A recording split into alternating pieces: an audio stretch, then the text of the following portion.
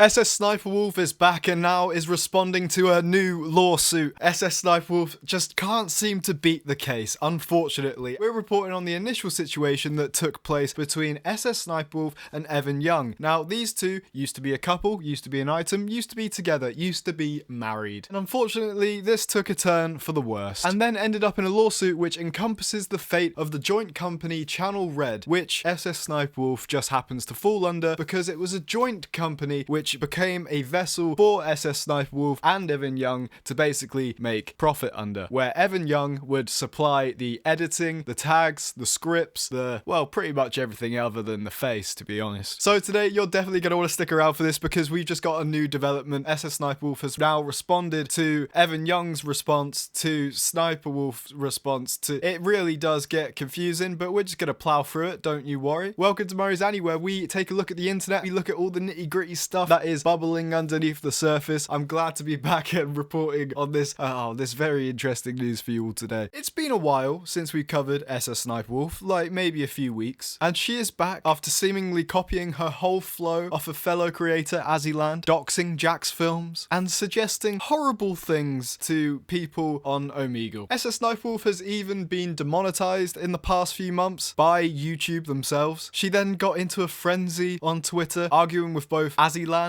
and Jack's films, and all this has led up to now, where we come full circle back to the lawsuit, which Evan Young is still, he's plowing through. This new response is honestly so ridiculous. When I took a glance at this, I was astounded. So if you're not caught up, let me first get into the history of what started all of this. Now, Sniperwolf has been in the game for a very long time. Ever since as early as I can remember being on YouTube, which is about 2011, we've seen SSSniperwolf playing video games from, I remember Call of Duty Black Ops 1. Even amongst these days, Evan Young Sausage was involved in the curation of this content and has been involved up until around about this year or last year. Now, what started this seemingly was Evan Young played a key part and a pivotal role in the growth and core maintenance of the SSSniperwolf channel, but continuously over time we had SSSniperwolf going off and basically siphoning money from the main channel, getting brand deals and personal deals without Evan Young's consent. Then this might have been a bit more settled and a bit more controlled if they didn't actually sign up to make a 50-50 split. And that's really the crux of this. You have two owners of this channel, Red. It's not some sort of large corporation. It's literally just the two of them, both Evan Young Sausage and Selesh SSSniperwolf. So this is why in the lawsuit that we're going to take a look at, you see that SSSniperwolf's lawyers are really pushing for this to be handled in the family division and not taken to a official court by Evan Young to do a businessy stuff. Listen, I'm not a lawyer. I'm just a little man reading off what I know. And thank you to Madcaster as well for supplying these documents. It really does mean the world. Thank you. So go check out Madcaster. He's actually a real legal lawyer, man, and he can give you a much more thorough breakdown than I can and really debunk this legal jargon. So I'm just going to take a look at this with you guys. Let's get right into it, shall we? What is up, guys? If you're enjoying this video, please be sure to like, comment, and subscribe. All the support really does mean the world. Thank you as well for 2,000 subscribers.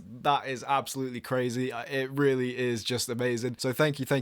But yeah, if you enjoy this, please be sure to comment down below and tell me what you're thinking. So we're going to be breaking down the next part of this lawsuit, which just entails a very bizarre method of lawyership. I've never seen this before, other than in something called Better Call Saul, maybe. Entailed within this, we have SSSniperwolf's lawyers depict some stories, some mythological tales, some psychological puns, and a few tangents about chickens and hens. This properly intrigued me, and I think you're going to want to stick around for this because I think it's hilarious to really see how unserious these lawyers are. Let us get into the breakdown, shall we? So here we have the response from SSSniperwolf's lawyers. So this is hilarious. We have plaintiffs, Aaliyah Selesh, reply in support of motion to dismiss. Okay, the first line here, this caught me so off guard. And it really invigorated me to make this video because if there's something I love, it's riddles and tales and stories, especially about internet drama. So here we go. New York City is a large city in the United States. The moon revolves around the earth and a chicken has 4 legs. I'll tell you what, I've got a hunch I know who SSSniperwolf's lawyer is here. Better Call Saul? Obviously, a chicken does not have 4 legs. But it took you a second. Don't confuse Young's repeated statements as truth just because they have some air of familiarity. Most animals have 4 legs, which is why it took you a second. If there's something I love, right, this pace and lead, they're pointing out what most people do. They'll give you something that's familiar, and then they can tell you a little bit of a story in between. So what they're just saying is like, we can't fall for Evan Young's pace and lead here. He's just saying things that sound familiar, that sound like they should be true. But I think that's a lesson, key lesson, that we should all take on the internet. A lot of the stuff we see is like, we see something familiar, and then we see like a little caption, and then they fill in the blanks for us. So yeah, we gotta be aware of that. So thank you, Better Call Saul, for this amazing job you've done with SSSniperwolf. Okay, here we go. Repetition does not equate reality. The court shouldn't fall prey to the illusory truth effect. So we're really getting into this stuff. People tend to perceive claims as truer if they've been exposed to them before. Young's claims should be heard in the family division. I don't know how, I actually have no idea how that's relevant. I think, claims should be investigated. They've definitely got Saul in. This is crazy. So the family division is a specialized court for family matters. They're also bringing up the dispute involving deciding the appropriate court for this case. And again, like I said, SSSniperwolf's lawyers believe that it should be in the family division. So here we go. We move on to the next section. We've got the kitchen sink. It's amazing. It's like this whole thing has all the stuff that I love in it. The kitchen sink, I love 21 Pilots. I love the song Kitchen Sink. So comment down below if you can relate to that one. I'm such a nerd. I'm so sad. Celeste concedes that some of the claims that Young makes are viable. Those claims are best heard in the family division, in the dissolution proceeding, and all stem from the alleged breaches of fiduciary duty related to waste of the community business Channel Red. If court retains Young's claims, the derivative claims fail because Young did not comply with the derivative statute and failed to plead futility with any specificity. Moreover, the 4 remaining claims have no legs. This case is a breach of contract and breach of fiduciary duty case. Everything else is excessive and doesn't fit. If the court doesn't kick the whole thing over to the family division, Celeste requests that the court pare the claims down and streamline the litigation because the implied covenant claim is redundant. Young did not properly allege intentional interference claim. The conversion claim is really a breach of fiduciary duty claim, and accounting is a remedy. Family division claims. The distinction between the counterclaim and the complaint is the counterclaim's allegations focus on harm to Channel Red LLC, whereas Young's allegations focus on harm to him. These claims are better left to the family division because Young is seeking to balance the scales of what he claims is due.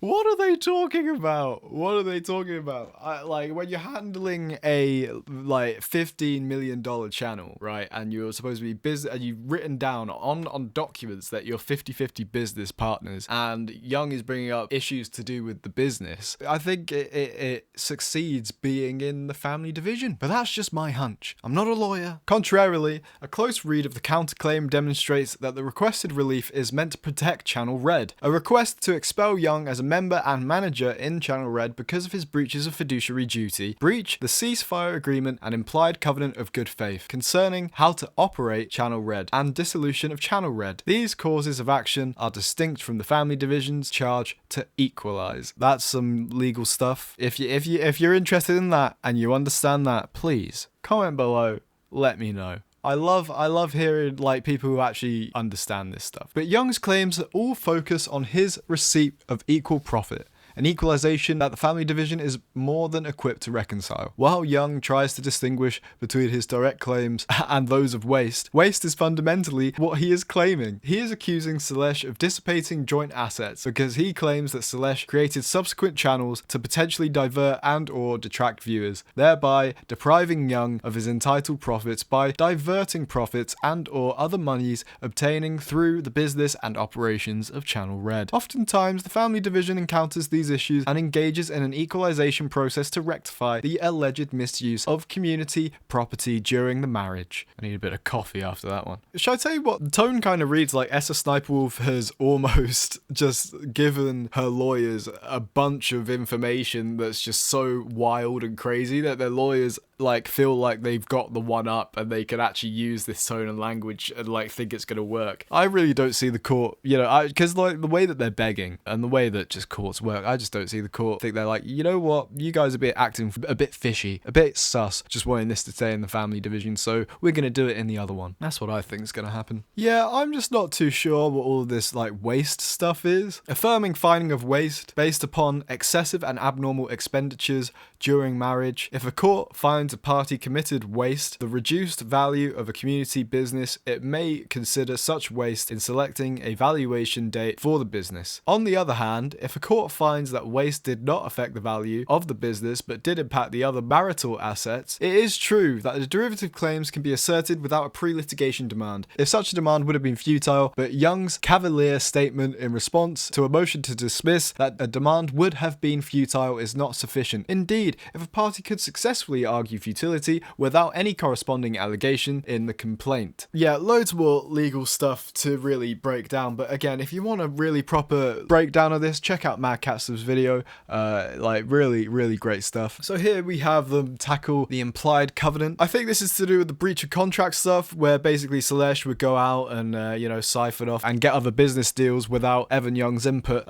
Here she says, well, her lawyers say, the parties disagree that an express breach of contract and implied breach of covenant can be identical. Young argues a party can breach and express terms and the spirit of the agreement at the same time. In Celeste's view, there must be a factual distinction between these two causes of action. Otherwise, every time there is an express breach of contract, there will also be an implied breach of covenant. That is not the law. Yeah, so it looks like they're trying to apply things that would be in family court, like stuff to do with divorce, in a corporate lawsuit. And that's what this is. It's a very corporate lawsuit. I don't think the divorce has anything to do with it, really. Well, obviously it does, but you know, it shouldn't be just the main factor in all this, because at the end of the day, I feel like Young has a massive point. We have Celeste, you know, breaching the implied covenant, breaching the rules that they've set up between each other, and then we have Young expounds on what those contractual duties were, the very same contractual duties described in his breach of contract claim. The court should dismiss the implied covenant claim. It is superfluous. So I don't know, it's like they're admitting here that both clients are just guilty of the same thing, really. It is stupid, but I feel like, you know, that's why it's going to go the distance. Intentional interference. Young's factual allegations regarding the element of an alleged third-party contractual breach are as scarce and hen's teeth. Is that enough? We've entered into another chicken joke. I love, like, what came first, the chicken or the egg? Young's factual allegations regarding the element of an alleged third-party contractual breach are as scarce as hen's teeth. He simply points out the formulaic regurgitations of the elements that Celeste had knowledge of Channels Red's contractual relationship and interfered with them. That is not enough to pass Rule 12's B6 muster or even overcome Rule 8's minimum standards. That said, Young did not explain the real basis of the claim. By negotiating deals behind Young's back and then siphoning off the proceeds, Celeste has diverted contracts from Channel Red and Young to her own benefit. Unfortunately, the responsive revision to the verified complaint is not what was cracked up to be, and it is not an intentional interference. It is simply a breach of fiduciary duty. There must have been a pre-existing expectancy or contract that the third party breached to state a claim for intentional interference. So they say, you know, this contract, these specifics weren't drafted up beforehand, even though the 50-50% thing I feel like is enough. But yeah, they're arguing that it wasn't drafted up beforehand, and Young's factual allegations regarding the element of an alleged third party contractual breach are as scarce as hen's teeth. Do hens have teeth? I don't know. See, we're assuming it. We're being led. I don't know. They're literally filling up the stories. I don't even know if hens have teeth anymore. Yeah, it seems like here SSSniperwolf's lawyers are just coming up with a bunch of stories and really sort of basing all of this on some sort of like ethical moral compass that they were both husband and wife, and that's why it's all going to rubbish, and that's why it should be sorted out in the family division. However, I feel like the court are just going to look at this based on the merit of the allegations from Young. They're not going to look at it as a family tiffle. I really don't, because at the end of the day, Sniperwolf is a big star making a lot of money, and yeah, it'll be a very interesting case for them. Young misunderstands understands the conversion cause of action. What he is alleging is a breach of fiduciary duty. Diversion of company opportunities is the very same thing as the usurpation of a company's opportunities. A breach of fiduciary duty. When the restatement discusses intangible merged with a document, it is really talking about the promissory notes, bonds, bills of exchange, share certificates, and warehouse receipts, whether negotiable or non-negotiable. They're accusing Young of basically making things up and saying stuff without, official merit, and, we need to be dealing with promissory notes, bonds, bills of exchange, not just hearsay or whatever. But it's just the pot calling the kettle black, isn't it? Oh wow, here we go again. I feel like we've got another chicken pun coming up. Regarding the money conversion claims, Young's arguments are a dumb cluck. Are you allowed to use that language when you're dealing with the law? A conversion claim cannot be maintained to collect on a debt that could be paid by money generally. Listen, if they can round this off with another chicken joke before we're done, mate, I feel like we should just give the win to SSSniperwolf's lawyers. At the end of the day, we've gone from the moon to hen's teeth to chickens having 4 legs. This is great. This is really great. Dismissing conversion claim by students for tuition because there was no reason why plaintiff's alleged harm could not be remedied by a payment from defendant's general account. The plaintiffs could not show an obligation to treat money in a specific manner. Therefore, because the funds were not subject to any agreement regarding segregation or a specific treatment, the plaintiffs have not established a cause of action for conversion under Arizona law. Oh, I remember that. Yeah. This is the same allegations about an amount owed to Young. It is not a specific fund. Young's identification of a bank account is not enough to withstand claims. Young initially was accusing Selesh of some sort of conversion claim or something, and then Selesh responded saying, "Oh, it's not under Arizona law," or something. Basically, their lawyers gave an example of a New York case, just not really relevant, is it? There is no reason why the alleged harm cannot be remedied by the payment from Selesh, and Young has not delineated any obligation to treat it in any specific manner other than he was supposed to receive his portion. This is not a conversion claim. Again, it is a breach of fiduciary claim. The court should pare the case down to the real claims if it decides that the case shouldn't move over to the family division. So instead of going up the court, they want it down the courts. I need to Google what fiduciary actually means. I'm going to do that for you guys. Fiduciary meaning. Fiduciary. A fiduciary is someone who manages money or property for someone else. When you're named a fiduciary and accept the role, you must, by law, manage the person's money and property for their benefit, not for yours. Right. So the fiduciary claim is, mismanaging the stuff. Okay. There you go. The more you know. Love that. Absolutely love that. Accounting. ARS applies to partnerships, not limited liability companies. If an action for accounting were cognizable by members in an LLC, the corollary Arizona Limited Liability Company Act ARS 293101 ET SEQ would provide for one. It does not. So if you guys know what that means, again, please comment below. I actually, a few of you in the last one were actually, dropping the knowledge, and I can't thank you guys enough. If you do actually understand this better than me, please just, again, your knowledge is treasured here at Murray's Annie, where we're just exploring stuff on the web, stuff that interests me and that you guys might enjoy. And again, if you're enjoying this, please be sure to like, comment, and subscribe. So we are reaching the conclusion now. As much as Young hatched the idea to expand the statute to cover accounting claims between members in a limited liability company, no such claims exist at law. Accounting here is a remedy, and there is no need for court to allow Young to expand the proceedings to allow random, non-cognizable claims. I did business for a GCSE. One time we went into the classroom and our teacher, Mr. Valance, shout out Mr. Valance, we come in and we got loads of party hats and he's playing this song and he's and we're going to learn about unlimited liability or limited liability, and he's playing this song that goes, "No limits, we'll reach for the sky." But yeah, that's so limited liability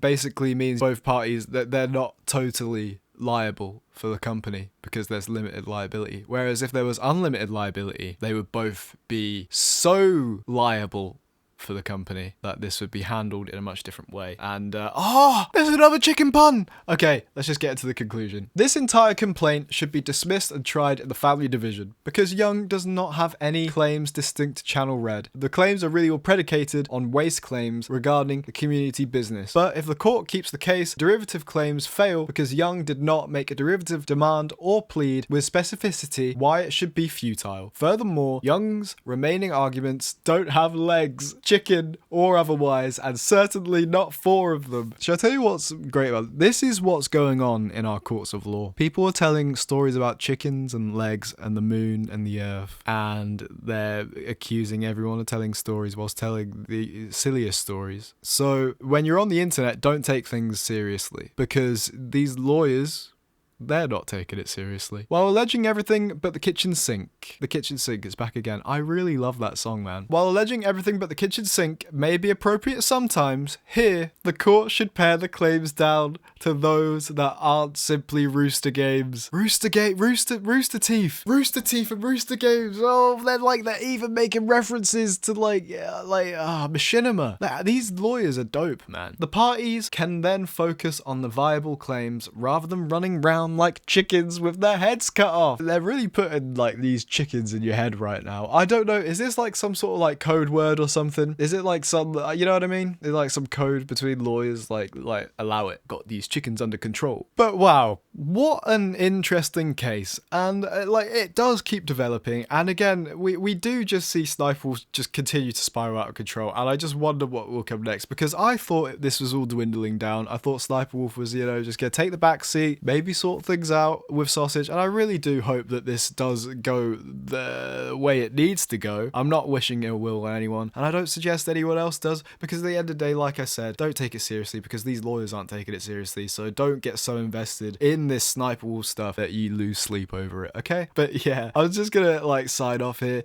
I feel like this SSSniperwolf and Evan Young Sausage stuff is genuinely interesting. I'm actually engaged in this, and again, I'm very thankful for everyone who tunes into this stuff, who tunes into this breakdown, who tunes in to watch this, and your time is really valued. And genuinely, I really do appreciate it. Everyone who comments down below, I appreciate it as well. And yeah, we slowed down a bit, but we're honestly back, and I do enjoy making videos for you guys, and I really do appreciate the platform that we have already. And yeah, I'm just looking towards the future in the brightest possible way. I was so excited to get this stuff off the ground. So if you've been here from the start, you've been here for just today, and if you've been here yesterday, or if you're tuning back in after watching for the past month, thank you so much. I see you in the comments, I see you supporting, but yeah, gotta love you and leave you. If you've enjoyed this video, please, again, like, comment, and subscribe. Thank you for tuning in to Murray's Annie. I will see you in the next one. Peace.